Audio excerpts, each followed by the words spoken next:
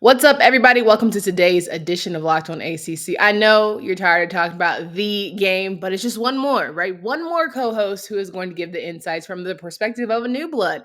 He's been part of some new wave of good college basketball. I want to get his insights on a classic matchup between North Carolina and Duke. Coach K's final one. It could be his final game ever or his final two games ever. And that's still just crazy to think about. And Hubert Davis is just getting started. So many storylines to talk about, but more importantly, we're just ready, for two good games of basketball. We have earned it after a hard-fought season here in the ACC. So let's get into it with Drizzy Drake.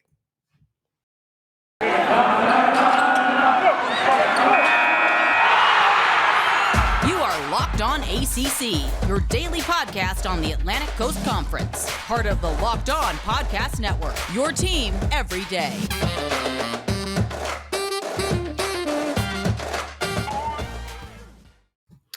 What's going on, everybody? Welcome to today's edition of Locked On ACC. I'm your host, Candace Cooper, joined by Drizzy Drake. Friday, every single Freestyle Friday we get down. We make it really fun. We get you some betting action. We make sure that you have an enjoyable experience before you head off into the weekend and get your money up.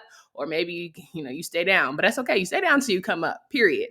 We are going to talk all things Carolina and Duke. And more importantly, we're going to add a little women in there because we got to make sure our ladies are doing well in Minnesota. Those Louisville Cardinals, they're holding it down for the ACC. They'll face off against South Carolina, a former ACC member, way back in the day.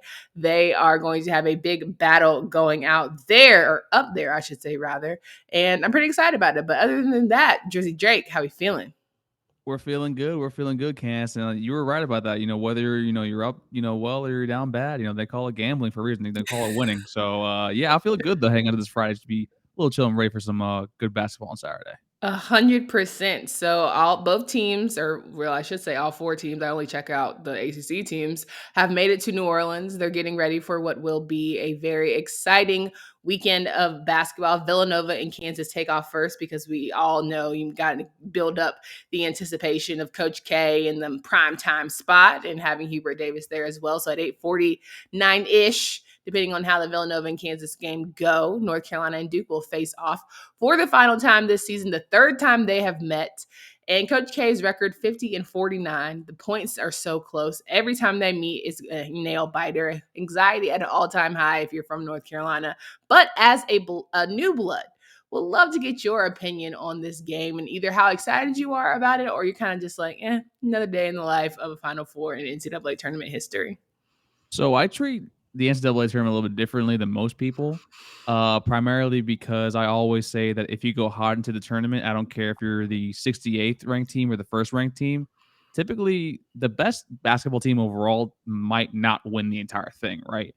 And I think right now you're seeing with two teams that showed flaws out throughout the entire season, with UNC. Also said, you discussed it like at length about hustle. It feels like they weren't tough enough, and then they would have these random games where they just fumbled the bag, and it just now seems that we're seeing these two flawed teams from a conference that a lot of people thought was down are still finally somehow made. Even they are blue bloods, but I'm just hoping for a great game, and that's something it's something that I want to see for my own program coming basketball season, especially after the sort of the disappointment we saw this past year.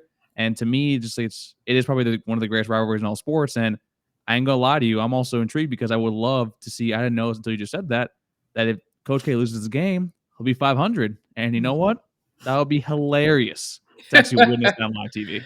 Yeah, no doubt about it. The emotions from both sides are going to be insane, whether it's super excited and jubilous or you're going to have somebody just heartbroken and downtrodden. Either way, to me, I think North Carolina is going to be fine. They'll recover, right? They have Hubert for how many more years? Like it'll work and we'll go on about our way. But for Coach K and Duke, I think those tiers would be outrageous. But I'm so glad you mentioned a point about calling this team a little bit soft because Armando Bacot was at the presser today and he called out veteran analyst Jeff Goodman for calling his team soft. And he was like, yeah, I remember that. And pretty much that was we took what you said and I took that personally, big old MJ in the meme, and they've been rolling ever since. And I'm like, listen, I'm fine if you feel like I didn't want to be called soft, so that made me be a little bit tougher.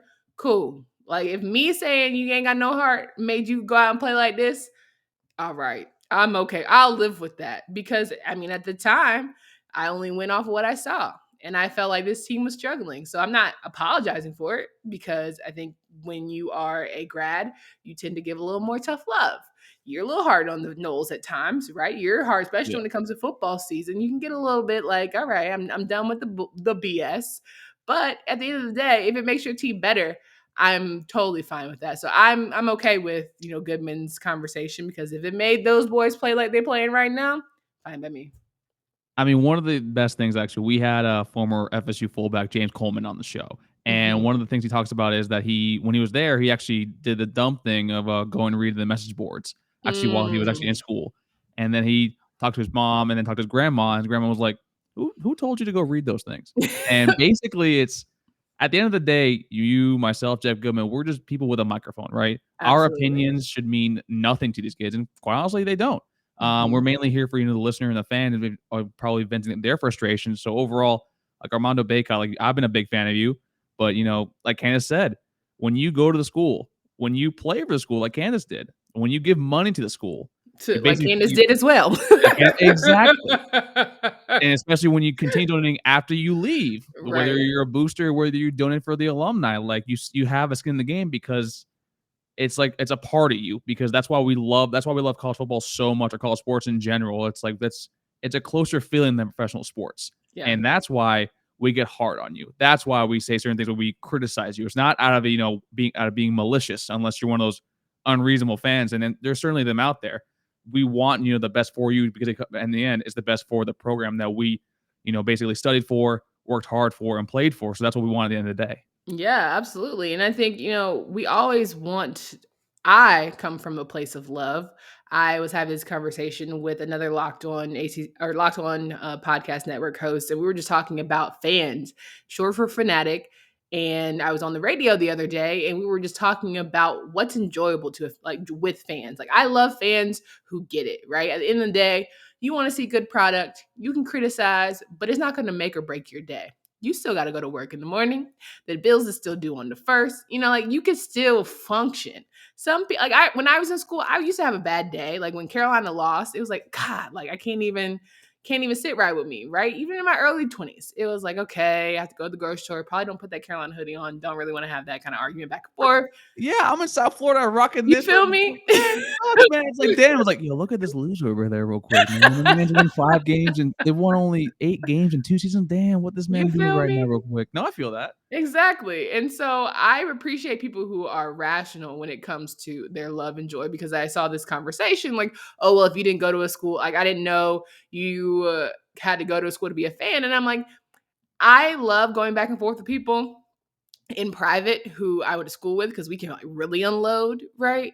But on the front surface, I try not to engage with people who go, to me, the people who go hardest usually did not attend said university. And I think it's just really, I don't understand that kind of fandom. Like truly in my heart, don't understand that. Because again, why are you making it affect you so much to where you're about to come to Twitter blows or you're about to go one-on-one with somebody off the strength of something that you don't even have ties with? I don't get it. In the words of a great UFC fighter, Khabib Nurmagomedov, semi-location. It is no, you're right about that. It is literally the people that like listen. Like you can still be a fan of school if you donate to school like that. That's I listen. That's more power to you for that and everything else. But Yeah. like you're right though. It's like a lot of times where Miami fans, I'm looking at you. I'm joking, kind of.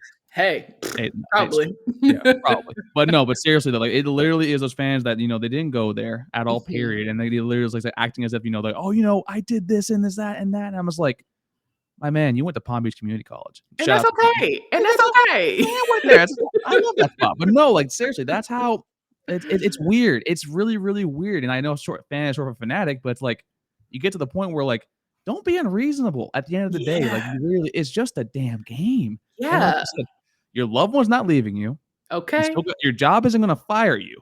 And like those two things typically should be the main concerns of for yourself and your family. So if if 100%. if the outcome of a sporting event where teenagers are dictating the outcome, Y'all need to chill out. I can talk about this for hours, but that's just my opinion. No, if you putting so much money on a game that is decided between 18 and 22-year-olds, that is your own damn fault. And I really have very little to no empathy for you. But I will say we are rocking and rolling here throughout this tournament. It has been quite the joy. More importantly, we all know that when we're watching March Madness games, we got to have some snacks because it's a long day and night. And so I want to make sure you guys are equipped with a really good, healthy treat, and that is Built Bar Puffs. If you haven't tried them yet, you are certainly missing out.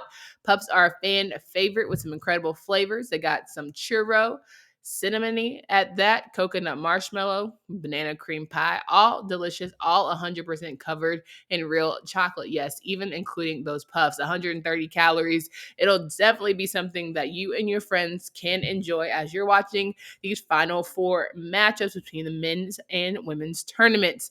They'll make it delicious here at Built Bar, and they'll figure out how to make it healthy. So go to built.com, use promo code LOCK15 and get 15% off your order. Again, LOCK15 at built.com. Say that 30 times fast as we're rocking and rolling with Drizzy Drake here of Locked On Seminoles. And we are talking about Final Four. We got to give predictions because that's the whole reason why people have you here on this show. How we got here, Duke. I had a great conversation with JJ Jackson talking about this team not having the best home record, but definitely love the villain role as they, matriculated throughout the season in their away games. And listen, I ain't gonna hold you. I didn't think Duke would be here.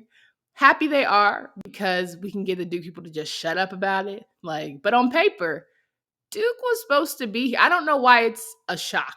The way They're they not an underdog. played, No, they're not an underdog. yeah, the way they played made me say, okay, what's going on? But on paper, yeah, this is kind of how it's supposed to go. Congratulations. Y'all did your job. That's literally what it was. You know what this energy reminds me of? Oh, Lil old Clemson. We know Dabo Swinney over there in the football thing. It's the same Yes. damn energy, and it's Yeah. honestly annoying. Like, listen, y'all are a good basketball team. Sometimes you could be great.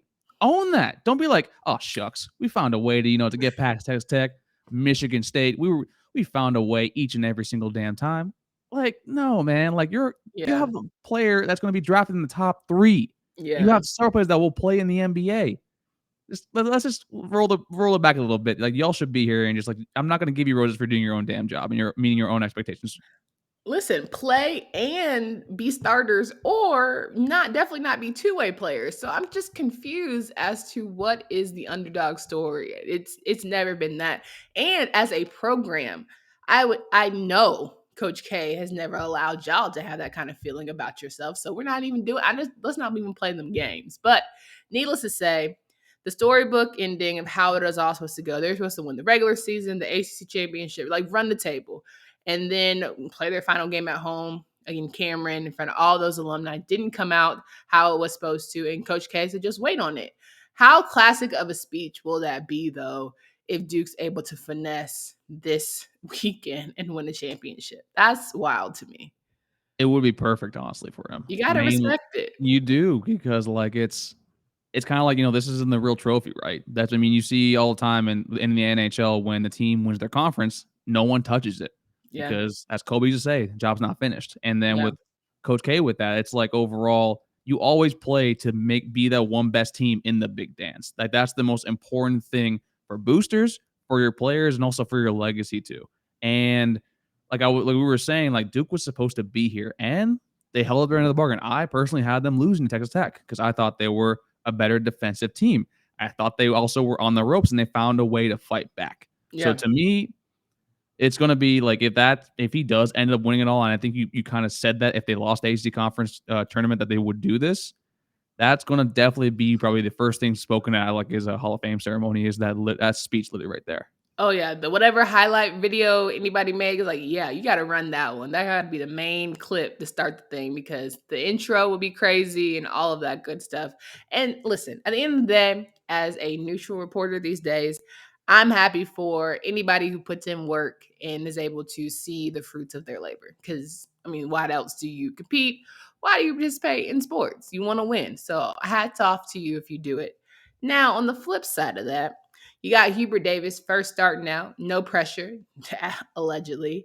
everyone wanting him gone after 5 freaking games. He's just like, he wasn't the guy. Had a whole show here with Tyler Aki talking about maybe he's just a good Batman and maybe he's just a good Robin. He's not a great Batman. Maybe he's just a great assistant. And as much flack as I got for saying, like, I repent of saying he's too nice to be a coach, it wasn't from a negative space. It was just like, there are people that are called to pour into people differently, right? Everyone has roles. Some people are really great at being assistants. I ain't gonna hold you. Some people are good figureheads where they have to kiss the babies and do extra whatever. I didn't know if Hubert was that. Shut me right on up. Okay. He said, favor ain't fair. I can do what I got to do. And now him and his boys are playing for the opportunity to be in a national championship game. Wild. But found this little tidbit out. They had a picture of the Superdome all season in the locker room. So they knew what was up. The rest of us just had to catch up. Did you think this Carolina team was even close to getting this far in the NCAA tournament? So I did have them. Remember, I had them beating Baylor. Okay, I but beating I Baylor is one thing. I said this far, Jersey but Dream. I had them losing in the Elite Eight, I believe. Actually, I think Okay, every single one of my brackets. yeah, I had And UCLA winning the whole thing, so yeah. yeah. So to me, I had them the step back, but like I don't think any of us expected them to go this far and also to be this fun to watch. Like every single game has been back and forth, and you just see the toughness. I mean, Brady Manick out there too, just basically like being kind of the heartbeat, if you will, for a lot of your pushing and shoving. And to me, this is you look at Hubert Davis when he actually was able to make it to the Final Four. I mean, I texted you like that man had me crying on my couch. I was crying in the club when I saw that, and it just so shows me how much not only that he believed his players, but how the players like kind of rally behind him. And Yeah, maybe he did. Maybe they legit did listen to this show right here and be like, hey, we're not soft, and we want to prove to you guys that we able to do this. And also, like you said, they had the picture in the locker room all season long, and sometimes you're just because you're not loud about something wanting it doesn't mean you actually are not striving to go get it. yeah. So real G's movement sounds like the lasagna right there. So to me, that's something that Ooh, like keep it yes. clean, keep it quiet, and that's the one you got to watch out for. And this is gonna be a really really good game. Come on, Jims. Yeah, no, I'm excited. I think for me, I'm level about it because I know this is Hubert's first and it absolutely won't be his last. Like, this isn't the last hurrah for him. This is just a stepping stone. And it seriously helped recruiting in the way with which the first, so you're like, okay, I don't know if he could be the guy. And now you're like, Carolina's Carolina. At the end of the day, the brand is the brand. Everyone's hype about it. They'll figure it out. He'll figure it out. He just needed a little bit of time. And the way, to me, Roy got that get back of all of y'all talking junk. Now what? Y'all mad at my pick. Y'all mad at my succession plan. Now what? Like, what can you say now? And to see a Hubert boohoo crying, I was no good. I was like, oh, wait a minute. Somebody's cutting onions in this room because I'm about to cry too, Hubert. Like, I'm excited for them because I think at the end of the day, like I said, you put in the work and they absolutely did move in silence. They heard all of us. And like RJ Davis said, the Syracuse game where they had to grit it out and win was a game changer. I think the Pitt game where they had that very bottom of the barrel moment really changed things. And just the way they played, I think Brady Manick, like you said, he's going to be the difference maker. Like if he's fire, I think everyone rolls off him. Caleb Love, my God, please just, I don't care if you shoot from the logo. Just let that be the last option. Like, I don't know. I think it's just one of them where everybody has that one child, that one brother, that one friend that you just like, yep, that's him. Like, I'm not even going to hold you. He's going to do what he going to do. And you just pray that he just don't get hurt. I know Max right now will listen to this and be like, yep, that's Drake. But I do want to ask you this one question though. Yeah. Because you did bring in the how Roy like handpicked Hubert to succeed him, right? Yeah. How many comparisons are going to happen next year when Coach K is gone and Shire's the one heading it up? And if he doesn't match it, how much are people going to like scrutinize that pick of him actually being the next one? Well, I think because of how well he's recruited, they've given him more of a grace period. I think because of how he looks, they will give him more of a grace period. But he's earned the criticism to me with how hard they've gone for Hubert and the whole succession plan energy. So I think when you start to see those games where those head scratchers, I think they're going to get a lot of internal. We'll see. He doesn't know how to do the rotation, and he doesn't know how to do the second half adjustments. Like that's going to come for him. And I'm almost like, okay, let's see it, because now y'all was talking all tough about Hubert not being the guy. What you can say now? It's hard to be in the first year period. So to see Hubert doing this, it's not a regular thing. And I think that's the piece that a lot of people miss. How many first year head coaches make the Final Four or win a national championship? There's literally, you can count on your hands. Not That's only that, wild. you look at most succession plans in sports, they typically don't work out very well. I'm a big Right. Manchester United fan, and Sir Alex Ferguson, who is hands down the greatest manager in history of football, chose David Moyes as a successor, and the man was fired in 2 years. Then Yeah. you look over with Bobby Bowden, yeah, he picked Jimbo Fisher, but Jimbo Fisher left within the 6-year span of him actually being there. So Yeah. then to me, you see what Hubert Davis is doing right now, it's really hard to come after someone that handpicked you. It's really hard to come after one of the greatest college basketball coaches in the history of the game and live up to those expectations. And the fact that we criticized him, everyone criticized him over and over again, he's still here. Yo, man's got stones. That man's good in my book. Brass cajones. Okay, definitely so. I completely agree. But not only do we have a great basketball game, too, rather in the men's side, we've got a really good one here for the women. We'll talk about that in just a sec. But after months of playing college basketball, college basketball has determined that the top teams for the Final Four will determine the national champion this coming weekend. BetOnline.net is your number one source for all of your betting needs and sports info. From the latest odds, contests, and player props, you name it, BetOnline remains the great spot for sports development, including podcasts and reviews for all of the leagues. It's not just basketball, though. BetOnline is your continued source for all of the sport wagering information, live betting, and favorite Vegas casino games. Head to the website today. Use your mobile device to learn more about the trends in action. BetOnline is where the game starts. All right, your money's on the line. Who you picking for Carolina Duke? Which is actually really funny to actually place my bet right now on the show, actually. Okay, what is it?